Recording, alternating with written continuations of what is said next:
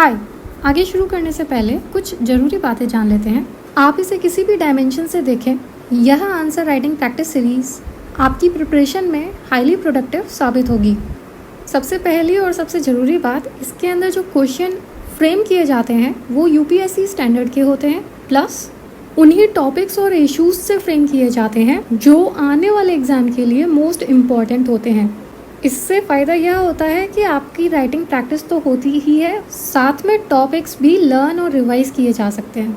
Most important bonus feature, अगर आपको अपनी कॉपीज़ इवेल्युएट करने में डिफ़िकल्टी हो रही है तो आप अपनी आंसर्स को इस ईमेल आईडी पे भेज सकते हैं। ईमेल आईडी है contact.crispcontent@gmail.com। As of now it's completely free. We hope यह आपके लिए हेल्पफुल रहेगा। तो चलिए आज के क्वेश्चन को देखते हैं। तो क्वेश्चन है, Witness is like the sun that eliminates the darkness. Discuss the issues associated with witness protection schemes in India. इस क्वेश्चन को 150 वर्ड्स के अंदर लिखना है। यह क्वेश्चन GS4 एथिक्स से लिया गया है। सब टॉपिक है इसका ethical issues and dilemmas in private and government institutions, laws, regulation and conscience as source of ethical guidance. हम अपनी बेसिक अप्रोच का यूज़ करते हुए सबसे पहले इस क्वेश्चन के कंटेक्स्ट को समझेंगे। कंटेक्स्ट का मतलब वो ब्रॉड एरिया या वो ब्रॉड टॉपिक जिसमें से इस क्वेश्चन को फ्रेम किया गया है। पढ़ने पर पता चलता है यह विटनेस और विटनेस प्रोटेक्शन स्कीम्स के बारे में है, लेकिन अभी भी ज़्यादा क्लैरिटी नहीं आई है, तो उसके लिए हम इसके डायरेक्टिव वर्ड को देखेंगे। डायरेक्टिव वर्ड वो वर्ड्स होते हैं जो डायरेक्शन देते हैं कि उस टॉपिक के अंदर में भी किस डायरेक्शन में सोचना है। तो यहाँ पे डिस्कस वर्ड यूज़ किया गया है जो स्ट्रेट फॉरवर्डली कहता है कि जो भी इश्यूज़ हैं विटनेस प्रोटेक्शन स्कीम्स से रिलेटेड उन्हें हमें डिस्कस करना है। डिस्कस मतलब हमारे पास जितने भी पर्सपेक्टिव हैं उनमें से कुछ पर्सपेक्टिव यहाँ पे मेंशन करने हैं अपनी वर्ड लिमिट के अकॉर्डिंग। अब इसका कंटेक्स्ट हमने समझ लिया, तो अब हम नेक्स्ट स्टेप पे आते हैं और वो है कंटेंट। कंटेंट का मतलब हो जाएगा इस टॉपिक के बारे में जो भी हमें नॉलेज पता है वो गैदर करना शुरू करेंगे। एंड आई कम्प्लीटली अंडरस्टैंड कि आपकी GS4 की किताबें फ़िलहाल कहीं किसी कोने में पड़ी होंगी और इसी वजह से एथिक्स का रिवीजन कराने के लिए यह क्वेश्चन आपके सामने हाजिर है। हालांकि यह क्वेश्चन करंट अफेयर से ज़्यादा रिलेटेड है। अभी रिसेंटली द ट्रिब्यून के अंदर इससे रिलेटेड आर्टिकल एडिटोरियल आया था, इसलिए आप इंटरनेट का भी सहारा ले सकते हैं इससे रिलेटेड कंटेंट को गैदर करने के लिए। जैसे ही आपके पास कुछ पॉइंट्स मिल जाए इससे रिलेटेड, आप उन्हें किसी रफ पॉइंट बना के रफ पेज पर लिख सकते हैं। अब कुछ बिगनर्स को यह प्रोसेस काफ़ी टायरिंग लगता है, पर जैसे जैसे आंसर राइटिंग की प्रैक्टिस होती जाती है वैसे वैसे हमारी मसल मेमोरी भी स्ट्रॉन्ग होती जाती है, तो हमें हर बार यह प्रोसेस करने की ज़रूरत नहीं पड़ती। लेकिन ऐसा प्रैक्टिस से ही आता है, इसलिए थोड़ी थोड़ी डेली आंसर राइटिंग ज़रूरी होती है। अच्छा, तो अब आपके पास इससे रिलेटेड अगर मैटर मिल जाए तो फिर अब आप थर्ड स्टेप पर आते हैं, और हमारा थर्ड स्टेप है स्ट्रक्चर करना। क्योंकि वो सारे रफ पॉइंट्स होते हैं, रॉ इन्फॉर्मेशन होती है, और एक आंसर को बेटर प्रेजेंट करने के लिए उसे प्रॉपर स्ट्रक्चर में लिखना ज़रूरी होता है। किसी भी आंसर को ले लें आप, उनके अंदर बेसिक 3 कंपोनेंट होते ही हैं। पहला इंट्रोडक्शन, दूसरा बॉडी और तीसरा कंक्लूजन। अब ये चीज़ क्वेश्चन टू क्वेश्चन डिफर करती है। जैसे इस क्वेश्चन को ही देख लें, इस पर्टिकुलर क्वेश्चन के आंसर में जो हम इंट्रोडक्शन लिख सकते हैं उससे इसी क्वेश्चन की टोन से लिख सकते हैं। जैसे उसने बताया क्वेश्चन में कि विटनेस एक सूरज के समान होता है जो अंधकार को मिटा देता है। मतलब इसका यह हो जाएगा, विटनेस सारे झूठ और फरेब को हटाकर सच्चाई दिखाता है। और फिर कुछ हम स्कीम्स के बारे में भी डिस्कशन कर सकते हैं। फिर बॉडी के अंदर तो हमें डायरेक्टली क्वेश्चन की जो डिमांड है उसे डायरेक्टली एड्रेस करना ही है कि ऐसे कौन से इश्यूज़ हैं जिसकी वजह से विटनेस प्रोटेक्शन स्कीम्स इफ़ेक्टिव नहीं है। फिर next last component conclusion. Conclusion को लिखने से बेटर यहाँ पे वे फॉरवर्ड ज़्यादा अच्छा इंप्रेशन देगा, क्योंकि आप क्वेश्चन को देखिए, अगर कंक्लूजन दे दिया तो आपने कुछ ज़्यादा एक्स्ट्रा इन्फॉर्मेशन नहीं दी।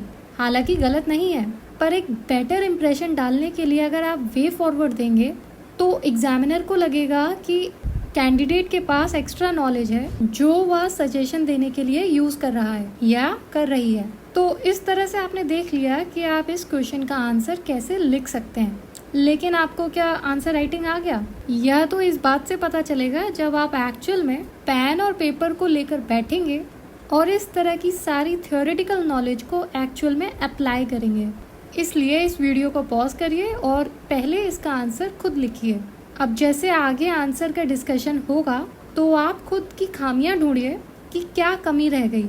हालांकि वह भी परफेक्ट आंसर नहीं होगा, पर एक एवरेज डिसेंट बेंचमार्क होगा जिसे देखकर आप इवैल्यूएट कर सकते हैं अपने आंसर को। लेकिन फिर भी अगर प्रॉब्लम हो तो आप अपना आंसर इस ईमेल आईडी पर भेज सकते हैं। With in reasonable time you will get your evaluated copy back. I hope आपके लिए यह हेल्पफुल रहेगा। तो आई होप आपने अपना आंसर लिखा होगा। तो इसका आंसर देखते हैं कि मोर और लेस किस तरह का होना चाहिए। बात करेंगे सबसे पहले इंट्रोडक्शन की। क्वेश्चन के टोन से मैच करते हुए हम लिखेंगे कि हमारे जुडिशियल सिस्टम के मामले में विटनेस वाकई में एक सूरज की तरह काम करता है जिसकी वजह से अंधकार मिट जाता है। इसी तरह विटनेस केस की अनसर्टेनिटी, मिस इन्फॉर्मेशन को दूर करते हुए एक सबूत की तरह काम करता है जिससे झूठ और फरेब हट जाता है और सच को ताकत मिलती है। सेंट्रल और स्टेट गवर्नमेंट की आलोचना करते हुए सुप्रीम कोर्ट ने कहा कि सरकारों को बिल्कुल भी विटनेस के हित में ना सोचकर विटनेस प्रोटेक्शन स्कीम जैसी इनएफिशिएंट स्कीम्स को बनाते हैं। और अब हम डायरेक्टली क्वेश्चन की मेन डिमांड को, जो है इश्यूज इन स्कीम्स के अंदर जो निकल कर आते हैं, उन्हें हम मेंशन करेंगे। सबसे पहला और सबसे बड़ा पॉइंट हम लिख सकते हैं कि पॉलिटिकल विल ही नहीं है। काफी स्टेट्स ने अभी तक गाइडलाइंस को ही अडॉप्ट नहीं किया है। दूसरा पॉइंट हम लिख सकते हैं कि किसी तरह की स्टैट्यूटरी बैकिंग नहीं है, मतलब इन गाइडलाइंस को लॉ नहीं बनाया गया अभी तक। अगर लॉ होता तो हम कोर्ट में जाके केस करते, अपील करते और किसी न किसी की अकाउंटेबिलिटी होती। पर अभी सिर्फ एक गाइडलाइन बनाकर मेयर एक रिस्पॉन्सिबिलिटी है। अब नेक्स्ट पॉइंट में कह सकते हैं कि यह सब्जेक्ट स्टेट का है। बेसिकली जो मेन रिस्पॉन्सिबिलिटी होती है वो स्टेट गवर्नमेंट्स की होती है विटनेस प्रोटेक्शन स्कीम बनाने में। इसलिए सेंटर जो है वो बहुत रिलक्टेंट होती है स्टेट्स को फंड देने में, और इसी वजह से स्टेट्स को इनएडिक्वेट रिसोर्सेज के साथ काम करना पड़ता है। अगला इम्पॉर्टेंट पॉइंट है, विटनेस को कुछ ड्यूरेशन तक प्रोटेक्शन दिया जाता है। फिलहाल वो 3 महीने का है, जो कि हाई प्रोफाइल केसेस के अंदर सफिशिएंट नहीं होता। और फिर जो विटनेस की फैमिली होती है वो भी वल्नरेबल होती है, तो उनके प्रोटेक्शन के लिए कुछ भी मेंशन नहीं है। नेक्स्ट पॉइंट हम लिख सकते हैं कि विटनेस की आइडेंटिटी अगर कोई वायलेट करता है तो ऐसा कोई प्रोविज़न नहीं है कि उसको पेनल्टी या किसी तरह की पनिशमेंट मिले। अब ऐसा नहीं होने से कोई डिटरेंस नहीं हो पाता कि किसी प्रकार का डर आए कि हाँ ऐसा काम नहीं करना है। लास्टली हम कह सकते हैं विटनेस बनने से कई तरह की परेशानियां आती हैं, जिसमें एक लॉस ऑफ लाइवलीहुड भी है। अब इस तरह का कोई मुआवजा उन्हें नहीं दिया जाता कि आपका इतना नुकसान हुआ है तो इसकी भरपाई हो सके। और इस तरह से हमने 150 वर्ड्स की लिमिट को ध्यान रखते हुए क्वेश्चन की मेन बॉडी में मेन पॉइंट्स लिख दिए। अब बात करते हैं अपने वे फॉरवर्ड की। इसमें हम कुछ सुझाव दे देंगे कि कैसे विटनेस प्रोटेक्शन स्कीम को ज़्यादा मजबूत किया जा सकता है। सबसे पहले तो लेजिस्लेटिव बैकिंग होनी चाहिए, मतलब इन गाइडलाइंस को लॉ बनाना चाहिए और जेन्युइन टेस्टिमोनियल्स को इंसेंटिवाइज किया जाना चाहिए। अब जैसे जैसे टेक्नोलॉजी आगे बढ़ रही है तो उसका यूज़ करते हुए विटनेस की फिजिकल प्रेजेंस को लिमिट किया जा सकता है। उनका बार बार अपनी प्रोटेक्टिव साइट को छोड़कर हियरिंग के लिए अनसेफ प्रोसेस से गुजरना पड़े।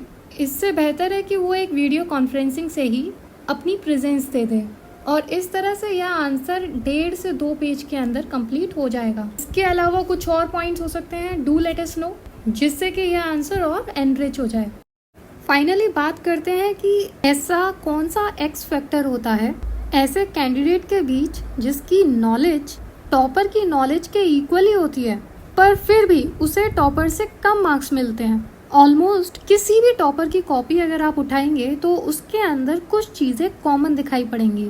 पहला, जितना भी पॉसिबल हो उतना ये पॉइंट में बनाकर आंसर देते हैं, कीवर्ड्स के नीचे अंडरलाइन करते हैं जिससे कि एग्जामिनर की अटेंशन डायरेक्टली उन कीवर्ड्स पे जाए। तीसरा, आंसर के अंदर विजिबिलिटी बनी रहे उसके लिए शॉर्ट पैराग्राफ्स बनाते हैं 5 to 6 लाइन्स के। डिपेंड्स ऑन इंडिविजुअल हैंडराइटिंग, जितना पॉसिबल हो वहाँ पे फ्लो चार्ट्स, डायग्राम, मैप लगाने की कोशिश करते हैं और इस तरह से एक एक्स फैक्टर आंसर के अंदर आ जाता है और उनकी कॉपी दूसरों की कॉपी से अलग दिखाई पड़ती है। आप भी इन बातों का ध्यान रखिए, डेली आंसर राइटिंग करते रहिए जिससे कि ये सारी चीज़ें आपकी आदत में आ जाए। इतना ही इस वीडियो में। Keep writing, all the best, see you in the next video.